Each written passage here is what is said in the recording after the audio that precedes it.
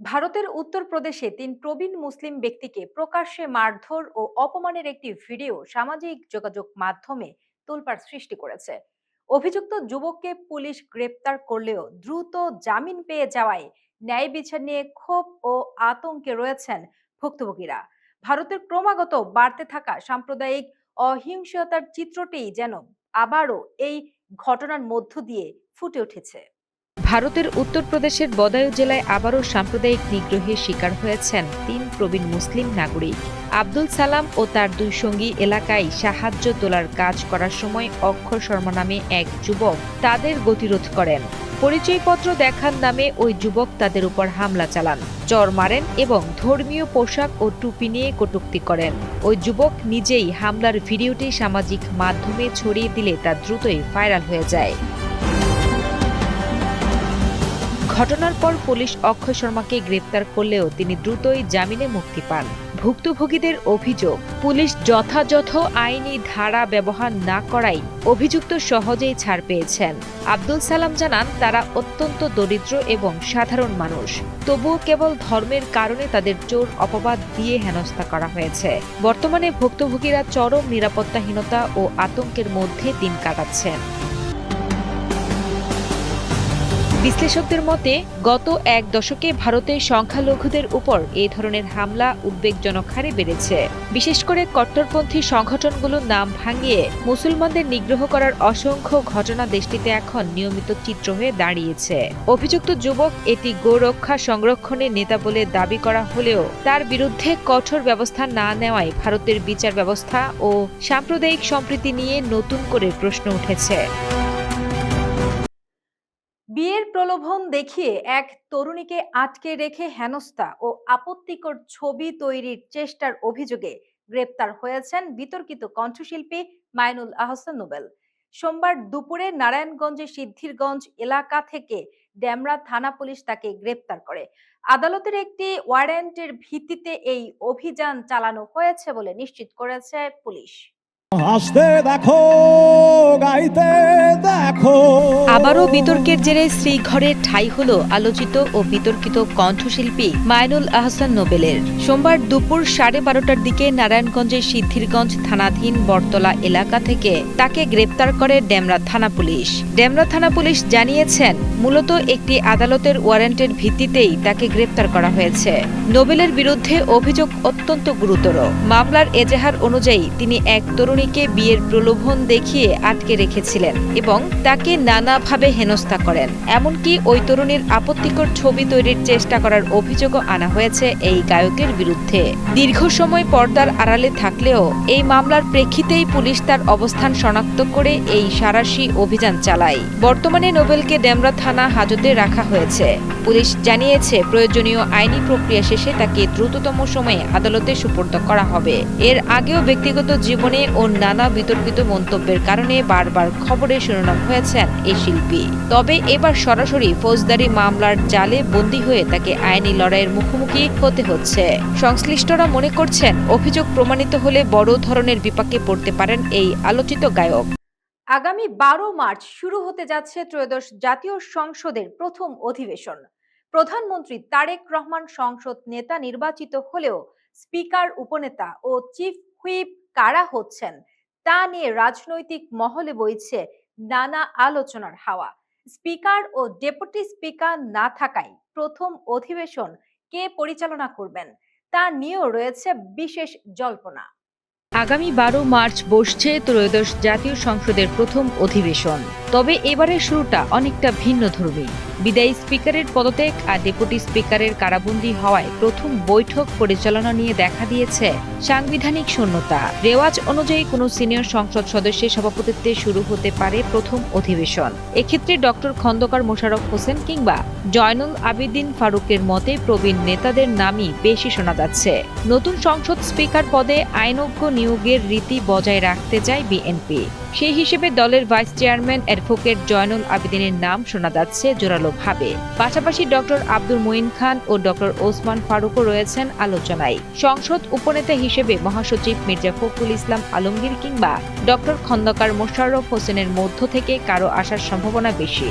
আর deputy speaker পদে আলোচনায় আসছেন ব্যারিস্টার মাহবুব উদ্দিন খোকন ও আন্দালিব রহমান পার্থের মতো তরুণ ও প্রবীণ নেতারা।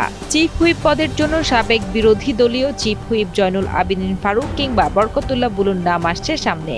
তবে এসব গুরুত্বপূর্ণ পদে কারা স্থলাভিষিক্ত হচ্ছেন তা এখনো আনুষ্ঠানিকভাবে গোপন রেখেছে বিএনপি।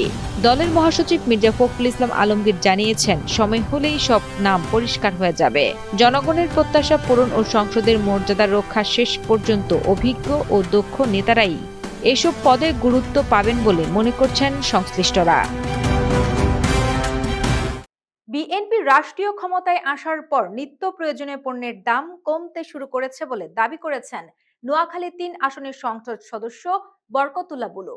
সোমবার রাতে বেগমগঞ্জে ৫,০০০ মানুষের মাঝে ইফতার সামগ্রী বিতরণকালে তিনি বলেন, সরকারের সুশাসনের প্রভাবেই ইতোমধ্যে এলপিজি গ্যাসের দাম উল্লেখযোগ্য হারে কমেছে।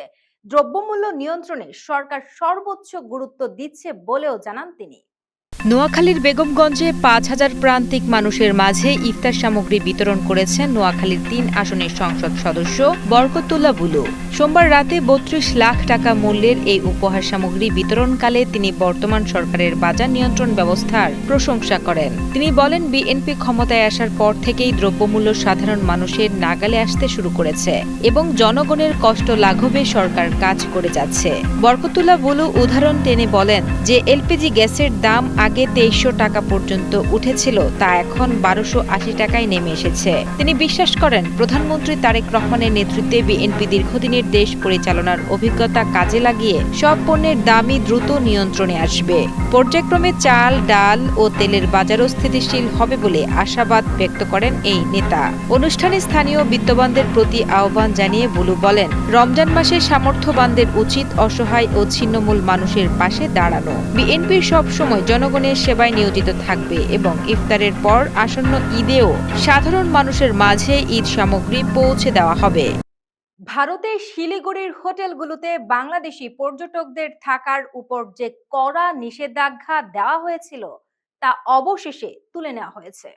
চিকিৎসার জন্য বা ঘুরতে গিয়ে যদি ভিন দেশের কোনো হোটেলে রাত কাটানোর জায়গা না পাওয়া যায়, তবে কেমন বিপদ হতে পারে। ভারতের শিলিগুড়িতে যাওয়া বাংলাদেশিদের ঠিক এই কষ্টটাই পোহাতে হচ্ছিল এতদিন। তবে খুশির খবর হলো, সেই কষ্টের দিন শেষ হয়েছে।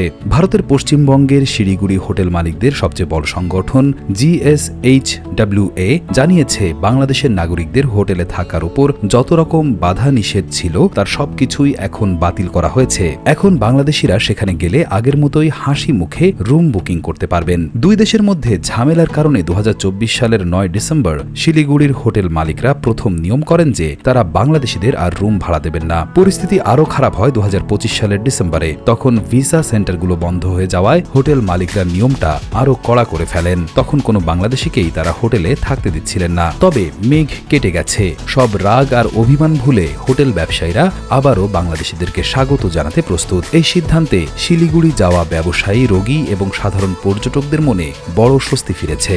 আমেরিকার বিশাল সামরিক বাহিনীর হামলার ভয়ে ইরান এখন যুদ্ধের রাস্তা এড়িয়ে আলোচনার টেবিলে বসতে চাইছে।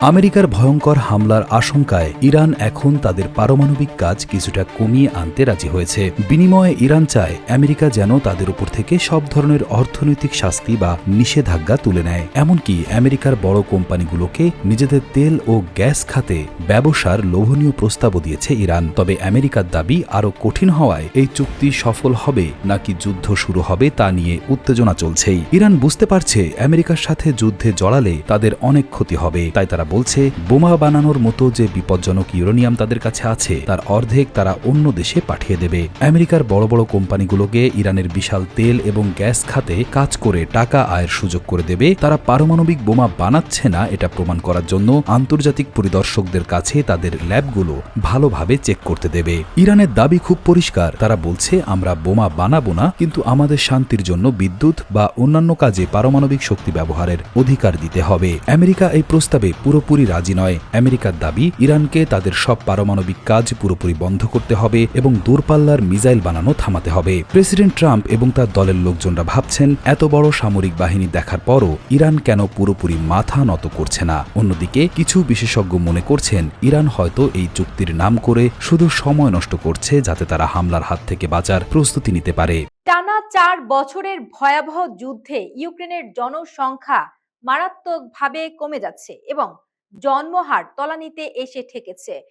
লাখ লাখ মানুষ দেশ ছেড়েছে এবং বহু পুরুষ মারা যাওয়ায় দেশটিতে এখন বিধবা নারী ও পিতৃমাতৃহীন শিশুদের দেশে পরিণত হয়েছে।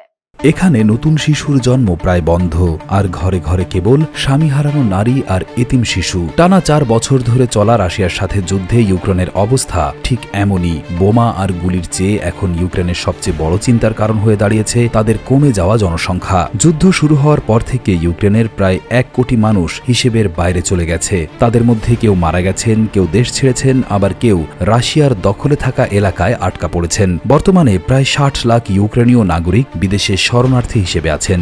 যুদ্ধ যত লম্বা হচ্ছে, এদের দেশে ফেরার সম্ভাবনা তত কমছে। ফলে ইউক্রেন হারাচ্ছে তাদের কাজ করার মতো দক্ষ মানুষ। যুদ্ধের ভয় আর আতঙ্কে ইউক্রেনের নারী ও পুরুষদের সন্তান জন্মদানের ক্ষমতা শারীরিকভাবেই কমে যাচ্ছে। বর্তমানে ইউক্রেনে প্রায় 69,000 শিশু বাবা মা ছাড়া বড় হচ্ছে। নিজেদের এই করুণ অবস্থার মধ্যে ইউক্রেনকে সইতে হচ্ছে বাইরের চাপ। হাঙ্গেরি ও স্লোভাকিয়া নামের দুটি দেশ ইউক্রেনকে হুমকি দিয়েছে, রাশিয়ার তেলের রাস্তা খুলে না দিলে তারা ইউক্রেনে বিদ্যুৎ দেওয়া বন্ধ করে দেবে।